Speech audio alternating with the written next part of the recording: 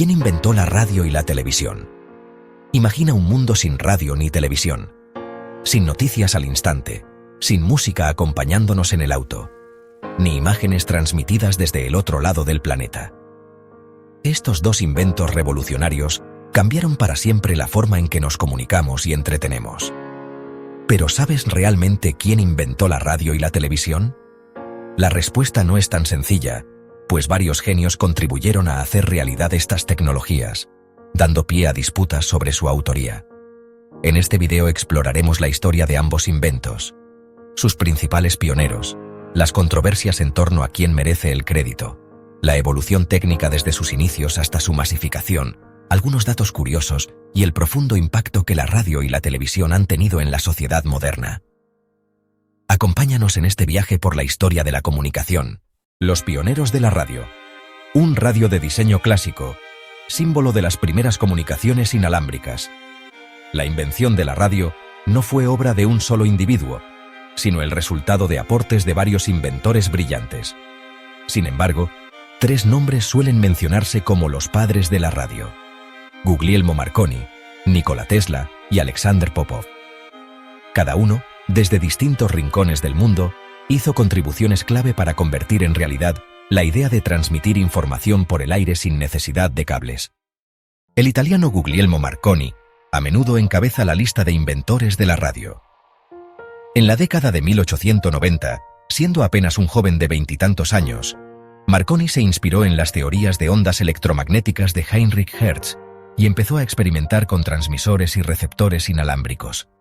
En 1897, logró enviar señales de telégrafo sin hilos a corta distancia y en 1900, consiguió la primera transmisión de radio transatlántica, captando en Norteamérica la letra S en código Morse enviada desde Inglaterra. Este logro asombró al mundo y demostró que la comunicación inalámbrica a larga distancia era posible. Marconi continuó mejorando su sistema, agregando antenas más potentes y circuitos sintonizados, con ayuda del científico alemán Karl Braun, y fundó compañías para explotar comercialmente la telegrafía sin hilos. En 1909, recibió el Premio Nobel de Física por el desarrollo de la radio como medio de comunicación inalámbrica. Gracias a su visión práctica y empresarial, Marconi pasó a la historia popular como el inventor de la radio, pues convirtió un conjunto de experimentos científicos en un sistema de comunicación viable y útil. En paralelo a Marconi, el inventor serbio-estadounidense Nikola Tesla también realizó avances fundamentales en la radio. Tesla, más conocido por sus trabajos en electricidad y magnetismo, experimentó desde principios de la década de 1890 con osciladores de alta frecuencia y bobinas que emitían ondas electromagnéticas. Ya en 1893, Tesla había concebido la idea de un sistema de comunicación inalámbrica, haciendo demostraciones públicas de transmisión de señales sin cables. De hecho, Tesla patentó en Estados Unidos varios inventos relacionados con la radio en 1897 y 1900, antes de que Marconi obtuviera sus propias patentes. ¿Por qué entonces no es Tesla tan reconocido? Principalmente porque Tesla carecía del instinto comercial de Marconi. No buscó de inmediato patentar la radio como un sistema completo y estaba más enfocado en investigar que en comercializar. Además, Tesla sufrió un duro golpe a su reputación cuando afirmó haber recibido señales de radio del espacio exterior, posiblemente interferencias atmosféricas, lo que le hizo blanco de burlas en su época. A pesar de ello, con el tiempo se reconoció que Tesla había establecido las bases teóricas y técnicas de la radio. De hecho, décadas más tarde, una larga batalla de patentes entre Tesla y Marconi culminó con un fallo histórico. En 1943, la Corte Suprema de Estados Unidos invalidó las principales patentes de Marconi y reconoció las de Tesla, esencialmente atribuyendo a Tesla la invención prioritaria de la radio. Lamentablemente, Nikola Tesla ya había muerto pocos meses antes, pobre y en el olvido, pero hoy se le reconoce como el verdadero inventor de la radio en muchos círculos. En Rusia, el nombre que resuena como inventor de la radio es Alexander Stepanovich Popov. Popov, un físico ruso, construyó en 1894 un receptor sensible a ondas electromagnéticas basado en un coheredor de limaduras de metal e hizo una demostración pública el 7 de mayo de 1895 de cómo detectar señales de radio a distancia. Esta demostración realizada ante la Sociedad Rusa de Física y Química en San Petersburgo, consistió en la recepción inalámbrica de señales que hacían sonar una campana, probando que se podían escuchar las ondas de radio. Para 1896, Popov incluso logró transmitir inalámbricamente el nombre Heinrich Hertz entre edificios separados, en honor al científico que había probado la existencia de las ondas de radio años antes. Si bien estos experimentos de Popov no se comercializaron de inmediato, en parte porque fueron auspiciados por la Marina rusa y mantenidos en secreto por un tiempo, su trabajo fue pionero.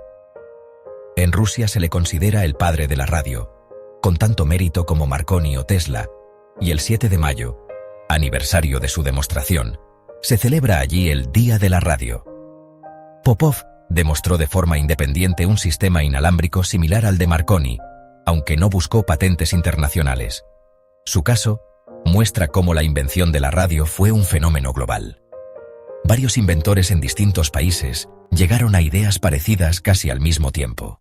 Además de Marconi, Tesla y Popov, hubo otros inventores cuyos aportes fueron cruciales en la génesis de la radio. Por ejemplo, el científico británico Oliver Lodge desarrolló de forma independiente un coheredor, detector de radio, en 1894, que permitió detectar las ondas hertzianas. En Francia, el ingeniero Edouard Branly también perfeccionó detectores. En España, un militar e ingeniero llamado Julio Cervera Baviera colaboró con Marconi y, según algunos historiadores, logró desarrollar un sistema práctico de radio una década antes que Marconi. De hecho, se cita que Cervera pudo haber transmitido voz de manera inalámbrica ya en 1902, desde Alicante hasta la isla de Ibiza, anticipándose a Marconi en la comunicación de voz. Por otro lado, en Canadá y Estados Unidos, el ingeniero Reginald Fessenden fue pionero en transmitir audio por radio. La Nochebuena de 1906 realizó la primera emisión radiofónica de la historia, un villancico y un mensaje hablado que dejó atónita a la tripulación de barcos en el Atlántico que lo escucharon. Todos estos ejemplos evidencian que la invención de la radio fue un proceso colectivo. Cada inventor aportó una pieza del rompecabezas. Unos idearon transmisores potentes, otros detectores sensibles, otros amplificadores de señal. Marconi supo integrar y llevar a la práctica muchos de estos avances, pero se apoyó sobre hombros de gigantes como Maxwell, Hertz y otros científicos que lo precedieron. Dada la cantidad de inventores involucrados, no es de extrañar que surgieran controversias históricas sobre quién fue el verdadero inventor de la radio. Ya a comienzos del siglo XX hubo disputas legales y nacionales por la paternidad de este invento. La más famosa fue la batalla de patentes entre Marconi y Tesla. Marconi, respaldado por inversionistas y gozando de fama internacional tras sus exitosas demostraciones, obtuvo patentes cruciales de radio y hasta ganó un Nobel, eclipsando la contribución de Tesla. Tesla, por su parte, inició demandas alegando que muchas de las tecnologías usadas por Marconi, como el oscilador de Tesla, ya estaban en sus patentes previas. Esta disputa se prolongó por años y no se resolvió hasta 1943, cuando, como mencionamos, la Corte Suprema de IEEE falló a favor de Tesla, irónicamente después de su muerte, reconociendo que sus patentes tenían prioridad. Aquello fue visto por muchos como una corrección histórica. Tesla finalmente recibía crédito oficial por sus ideas en radio, aunque demasiado tarde para él. Otra controversia de tintes patrióticos es la que enfrenta la narrativa occidental, que ensalza a Marconi, con la rusa, que ensalza a Popov. En Rusia, Popov es considerado el inventor de la radio, y esta convicción es tan fuerte que está respaldada oficialmente. El gobierno ruso celebra el mencionado Día de la Radio cada 7 de mayo en honor a Popov. Mientras tanto, en Occidente, durante décadas casi ni se habló de Popov, y fue Marconi quien acaparó el reconocimiento. En años recientes, historiadores de la tecnología tienden a reconocer que Marconi desarrolló la radio más que inventarla desde cero, dado que muchos otros, como Tesla, Popov, Lodge et al., hicieron contribuciones fundamentales antes y en paralelo. También ha habido debates en otros países. Por ejemplo, en España algunos defienden a Julio Cervera como un pionero olvidado de la radio, argumentando que Marconi se habría basado en parte en trabajos de Cervera. Asimismo, la primacía en las transmisiones de voz por radio fue disputada entre Fessenden, en Norteamérica, y Cervera, en Europa, ya que ambos lograron enviar audio inalámbricamente en fechas cercanas. antes de que Marconi se volcara a la radiofonía de voz. En resumen, la invención de la radio es un caso donde el mérito está repartido. Marconi supo combinar las piezas y llevarse la gloria comercial. Tesla aportó conceptos visionarios y patentes clave. Popov demostró de forma independiente la viabilidad técnica, y otros inventores también dejaron su huella. Las controversias han ido cediendo conforme entendemos que la radio no nació de un solo eureka, sino de un progreso acumulativo. No obstante, las disputas sirvieron para reivindicar a quienes quedaron opacados en vida, devolviendo algo de justicia histórica a figuras como Tesla o Popov. Una vez establecida la radio como invento, su evolución tecnológica avanzó rápidamente desde rudimentarios chasquidos telegráficos hasta las claras voces y música que inundaron los hogares en el siglo XX. Los primeros sistemas de Marconi a fines del siglo XIX eran básicamente telégrafos inalámbricos que transmitían señales en código Morse a distancias cada vez mayores. Estas primeras radios usaban chisporroteos, chispas eléctricas, para generar ondas de radio, y receptores de cohesor, coherer, para detectar las señales. Eran equipos poco refinados, transmitían solo código telegráfico y la calidad de la señal era baja. Aún así, fueron vitales, especialmente en comunicaciones marítimas. Por ejemplo, en 1912 el telégrafo inalámbrico de Marconi permitió que el Titanic enviara señales de socorro, gracias a lo cual muchos supervivientes fueron rescatados.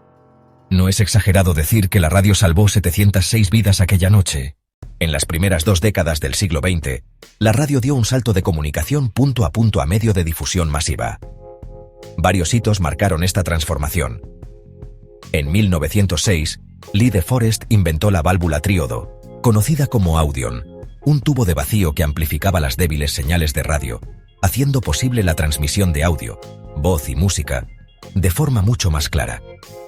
Casi al mismo tiempo, Fessenden, como vimos, realizó la primera emisión radiofónica de audio en 1906. Para la década de 1910 ya se experimentaba con transmitir voz regularmente, aunque la Primera Guerra Mundial frenó temporalmente el desarrollo civil de la radio. La tecnología radiofónica se enfocó en lo militar durante el conflicto. Tras la guerra, llegó la era dorada. En la década de 1920 nacen las primeras estaciones de radio comerciales. En 1920, la estación KDKA de Pittsburgh, Estados Unidos, comenzó a emitir noticias y música, y pronto siguieron emisoras en Gran Bretaña, Europa continental y América Latina. La BBC británica inició transmisiones en 1922, y la radio se convirtió en un fenómeno global.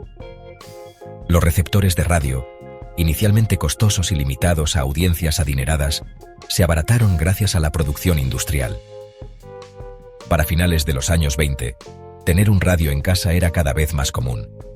Los programas de radio, noticieros, dramáticos, conciertos y seriales cómicos pasaron a formar parte de la rutina diaria de las familias. La gente se reunía alrededor de esas cajas parlantes a escuchar eventos en vivo, desde discursos políticos hasta partidos de béisbol. Durante los años 30 y 40, la radio alcanzó su madurez como medio masivo. Mejoras técnicas incrementaron su alcance y calidad.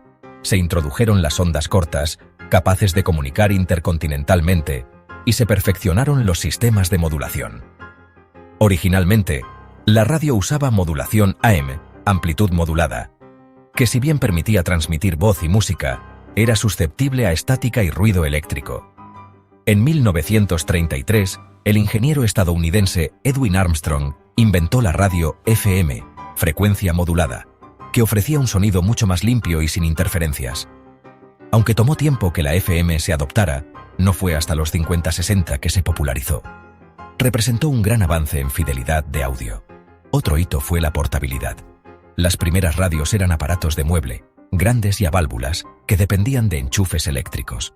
Eso cambió con la invención del transistor en 1947 y su aplicación a la radio en los años 50.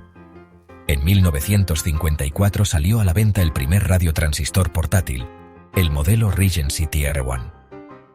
Por primera vez la radio cabía en el bolsillo y funcionaba con baterías, lo que permitió que la gente llevara su música y programas a cualquier lado. La playa, la calle, el autobús. Millones de transistores, como se les decía coloquialmente a estos pequeños radios, se vendieron marcando el inicio de la era de la electrónica compacta. Hacia mediados del siglo XX, la radio estaba en todas partes.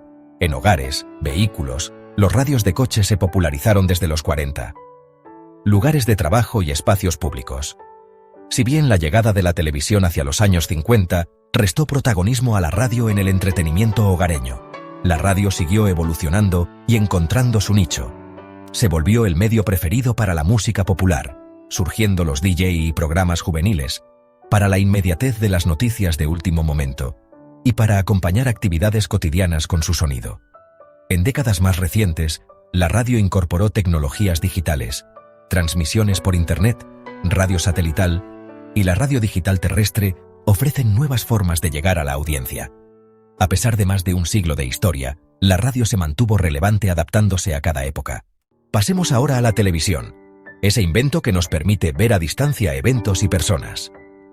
Al igual que la radio, la televisión no fue obra de un solo genio aislado, sino un logro acumulativo de muchos experimentadores. Sin embargo, hay figuras destacadas en la invención de la TV, y aquí sobresalen John Logie Baird y Philo Farnsworth, entre otros. De entrada, conviene aclarar que la televisión tuvo dos caminos tecnológicos en sus inicios, uno mecánico y otro electrónico. El escocés Baird fue el pionero de la televisión mecánica, mientras que el joven inventor estadounidense Farnsworth fue el pionero de la televisión electrónica, que es la base de los televisores modernos. Veamos sus historias. En la década de 1920, varios inventores soñaban con lograr lo que llamaban televisión, enviar imágenes en movimiento a la distancia. John Logie Baird, ingeniero escocés, fue quien consiguió la primera demostración con éxito. Baird retomó un invento de 1884, el disco de Nipkow, un disco giratorio perforado con orificios en espiral, ideado por Paul Nipkow para descomponer imágenes en líneas. Con muchísima perseverancia, y financiándose casi de su bolsillo, Baird construyó un sistema usando discos giratorios sincronizados, uno en el transmisor y otro en el receptor. Tras varios prototipos y mejoras, llegó el momento histórico. El 26 de enero de 1926, Baird realizó en Londres la primera demostración pública de un sistema de televisión funcional. En esa demostración, presentada ante científicos curiosos, se pudo ver en la pantallita de su receptor la imagen titilante de Stucky Bill, una marioneta con rostro humanoide que Baird utilizaba para las pruebas. La imagen era diminuta y de baja resolución, solo 30 líneas, en blanco y negro, y con movimiento entrecortado. Pero era una imagen televisada al fin y al cabo. Por primera vez, algo o alguien aparecía en una pantalla a distancia. Baird continuó sus experimentos y en 1927 logró transmitir imágenes entre Londres y Glasgow, a más de 700 km, usando líneas telefónicas. Y en 1928 incluso realizó pruebas de TV en color mecánica y en 3D a pequeña escala. También en 1928, Baird logró enviar una señal de TV transatlántica, de Londres a Nueva York, valiéndose de ondas de radio. Estos hitos convirtieron a Baird en una celebridad de la incipiente tecnología. Sin embargo, la televisión electromecánica de Baird pronto mostró sus límites. La calidad de imagen era pobre, y era evidente que para lograr mayor definición, se necesitaría un enfoque diferente. Aún así, Baird había abierto el camino. Muchas de las primeras estaciones de televisión, como la BBC, iniciaron servicios de prueba en los años 30 usando sistemas mecánicos Baird de 30 líneas. Vale mencionar que otros inventores también trabajaron en televisores mecánicos en esa época, como Charles Francis Jenkins en Estados Unidos, que transmitió siluetas en movimiento en 1925. Pero Baird fue quien más avanzó, ganándose el título de inventor de la televisión mecánica. Pese a que este sistema sería pronto reemplazado, Baird dejó su nombre grabado en la historia. De hecho, al hablar de quién inventó la TV, en el Reino Unido, muchos apuntan primero a John Logie Baird. Al otro lado del Atlántico, un joven granjero devenido inventor, Philo T. Farnsworth, soñaba con una forma más eficiente de transmitir imágenes, utilizando solo circuitos electrónicos, sin partes mecánicas en movimiento. Farnsworth, nacido en Utah, había imaginado de adolescente un método para escanear imágenes línea por línea. inspirado, según cuenta la leyenda, en cómo araba los campos creando surcos paralelos. Con apenas 21 años, en 1927 Farnsworth logró por primera vez transmitir una imagen completamente electrónica. Fue una simple línea recta, pero demostró su concepto. Farnsworth había inventado el disector de imágenes, un tubo de cámara que convertía las imágenes ópticas en señales eléctricas punto por punto. El 3 de septiembre de 1928, Farnsworth hizo una demostración pública de su sistema en San Francisco, proyectando la imagen de un signo de dólar y asombrando a la prensa. En 1930, con su invento ya mejorado, obtuvo la patente del primer sistema de televisión totalmente electrónico. La contribución de Farnsworth es enorme. Su tecnología eliminó los discos mecánicos y permitió aumentar mucho la resolución y velocidad de las imágenes. Básicamente, Farnsworth inventó la televisión moderna tal como la conocemos, basada en tubos de rayos catódicos en la cámara y en el receptor. No obstante, Farnsworth tuvo que luchar para obtener reconocimiento. Por aquellos años 30, la gigantesca corporación RCA, Radio Corporation of America, liderada por el magnate David Sarnoff, también estaba desarrollando la televisión electrónica y no quería quedar fuera. RCA contaba con el ingeniero ruso-estadounidense Vladimir Zworykin, quien había trabajado en un tubo de cámara llamado iconoscopio. Zworykin había solicitado una patente en 1923 para un dispositivo similar, pero su prototipo no funcionaba del todo. Cuando Sarnoff se enteró del éxito de Farnsworth, envió a Zworykin en 1930 a visitar al joven inventor con el pretexto de intercambiar ideas. Farnsworth, de buena fe, le mostró su laboratorio. Poco después, Zworykin volvió a RCA e integró varias mejoras similares a las de Farnsworth en su propio diseño. RCA entonces intentó comprar la patente de Farnsworth ofreciéndole una fuerte suma, pero Farnsworth se negó, decidido a mantener el control de su invento. Sarnoff, al verse rechazado, desató una batalla legal de patentes alegando que Zworykin había tenido la idea primero. Tras varios años de litigio, en 1934, la Oficina de Patentes de Estados Unidos falló a favor de Farnsworth, reconociéndolo como el primero en inventar la televisión electrónica. Farnsworth ganó el crédito oficial y RCA terminó pagando licencias para usar sus patentes. A pesar de esta victoria, Farnsworth permaneció durante décadas en relativo anonimato, mientras RCA cosechaba la gloria comercial al introducir la televisión al mercado. No fue sino hasta mucho más tarde que Farnsworth fue públicamente aclamado como el padre de la televisión electrónica. Una anécdota personal pinta su relación con el invento. Se cuenta que Farnsworth no permitía a sus propios hijos ver televisión, decepcionado por la pobre calidad educativa de los programas de su época. Les decía: «No hay nada que valga la pena en la TV, y no quiero que forme parte de vuestra dieta intelectual». Irónico, ¿no? El hombre que hizo posible el medio, preocupándose de cómo ese medio podía empobrecer mentes jóvenes. Sin embargo, en 1969, al ver por TV las imágenes de la llegada del hombre a la luna, Farnsworth emocionado comentó que valió la pena haber inventado la televisión solo por ese momento, al ver a la humanidad unida frente a sus pantallas siguiendo un logro histórico. Aunque Farnsworth y Baird sobresalen, no estuvieron solos en el camino de la televisión. Zworykin, a quien ya mencionamos, finalmente perfeccionó su tubo iconoscópico y obtuvo su patente en 1938, convirtiéndose en otra pieza clave en el desarrollo de cámaras de TV. De hecho, Zworykin lideró el equipo de RCA, que presentó al mundo la televisión electrónica en la Feria Mundial de Nueva York de 1939, mostrando imágenes en pantallas al público. Por eso a veces se le llama a Zworykin el coinventor de la televisión electrónica, junto a Farnsworth. También cabe destacar a Alan Dumont, ingeniero que mejoró los tubos de televisión y fundó una de las primeras cadenas comerciales de TV, NE.U. Y en el terreno de la televisión a color, varios inventores trabajaron desde los años 40. Un nombre notable es el del mexicano Guillermo González Camarena, quien a los 23 años patentó en 1940 un sistema de televisión a color de rueda cromática, considerado la primera patente de TV en color del mundo.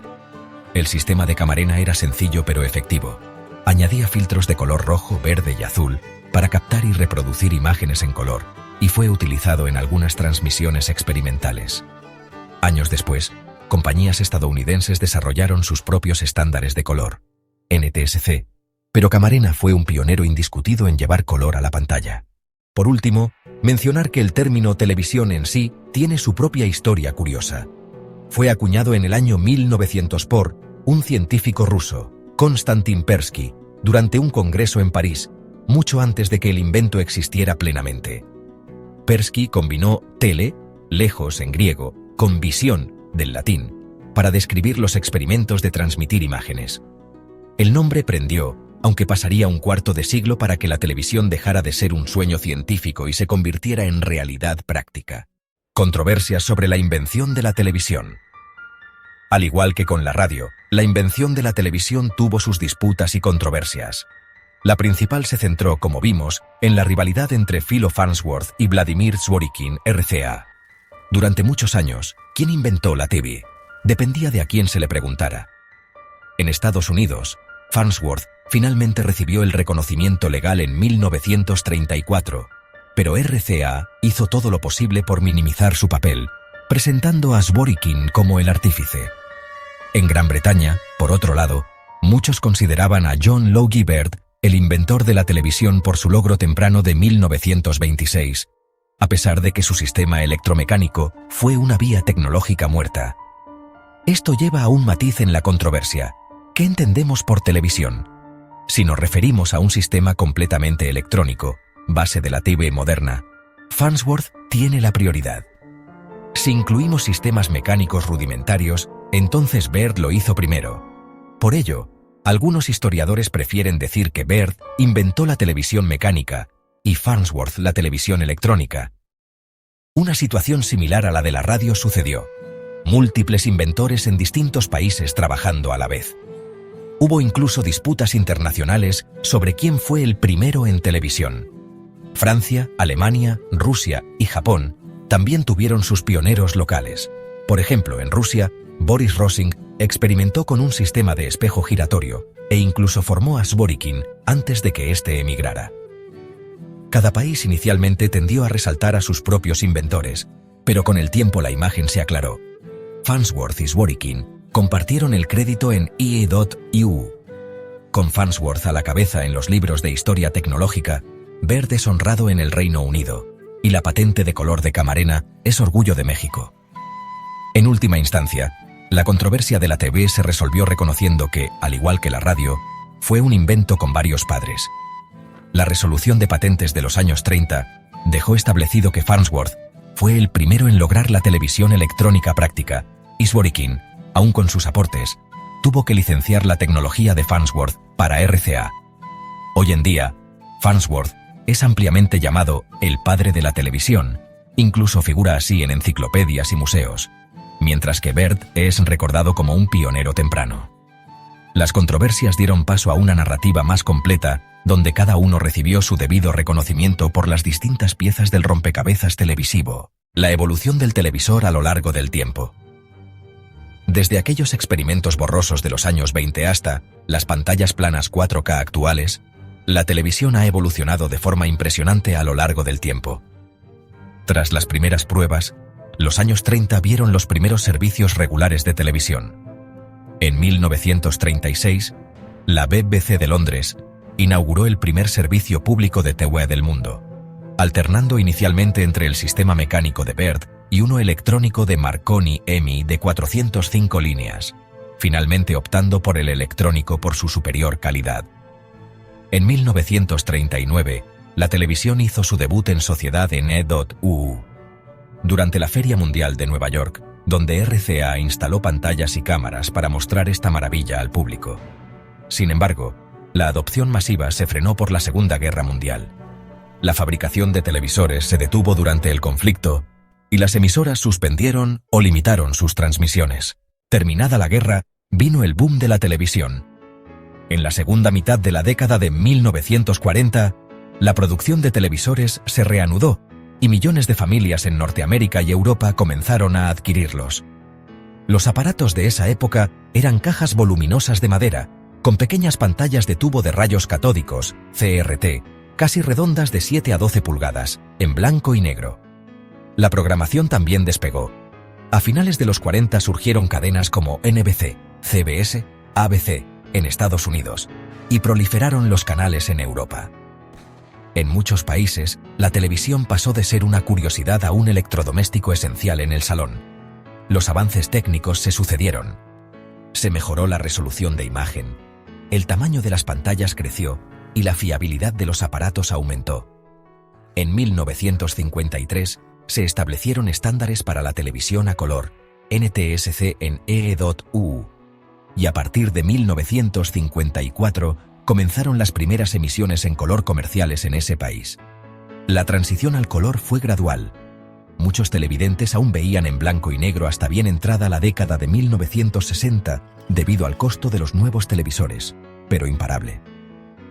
Europa adoptó sus propios sistemas de color, PAL y SECAM, a mediados de los 60, y para finales de los años 70 la mayor parte del mundo ya transmitía a color. Aquí vale recordar que el mexicano Guillermo González Camarena jugó un rol en el origen del color, habiendo patentado su sistema en 1940. Aunque el estándar finalmente adoptado fue diferente, su trabajo fue precursor, e incluso su tecnología se empleó en misiones de la NASA más tarde. En cuanto al aparato televisor, la siguiente gran transformación vino con la electrónica de estado sólido. En los años 70-80, los televisores reemplazaron poco a poco las válvulas por transistores y circuitos integrados, haciéndolos más confiables y menos pesados. Se popularizaron tamaños de pantalla más grandes, 20-25 pulgadas CRT, pero la verdadera revolución de forma vino con la llegada de las pantallas planas. En los años 90 comenzaron a aparecer televisores de tecnología LCD y plasma, y en la primera década del 2000, estos desplazaron a los viejos tubos de rayos catódicos. Las pantallas planas permitieron diagonales enormes, alta definición, HDTV, y eventualmente Ultra HD, 4K. Paralelamente, la transmisión televisiva también evolucionó. Del antiguo sistema analógico, se migró a la televisión digital terrestre, DTV, que ofrece mejor calidad y uso más eficiente del espectro. Muchas regiones del mundo hicieron el apagón analógico entre 2007 y 2015, cambiando definitivamente a señal digital. Otro salto fue la introducción de la televisión vía satélite. Los primeros satélites de TV entraron en servicio en los 60, como el Telstar, permitiendo eventos globales en vivo. Y la televisión por cable, que expandió la cantidad de canales disponibles desde los 70 en adelante. Ya a finales del siglo XX, el televisor incorporó capacidad para conectarse a reproductores de video, consolas de videojuegos y más recientemente a Internet, Smart TVs. Hoy día hablamos de streaming y contenido a demanda, llevando la evolución de la televisión más allá de su forma original. Pero en esencia, todo parte de aquel mismo anhelo: transmitir imágenes en movimiento a un público remoto. En resumen, el camino de la televisión nos lleva de la caja mecánica de Baird, con 30 líneas en 1926, a las pantallas gigantes de alta definición de nuestros días. En menos de 100 años, la TV pasó de experimento de laboratorio a presencia ubicua en nuestros hogares, reinventándose con cada avance técnico para seguir siendo relevante en la era digital.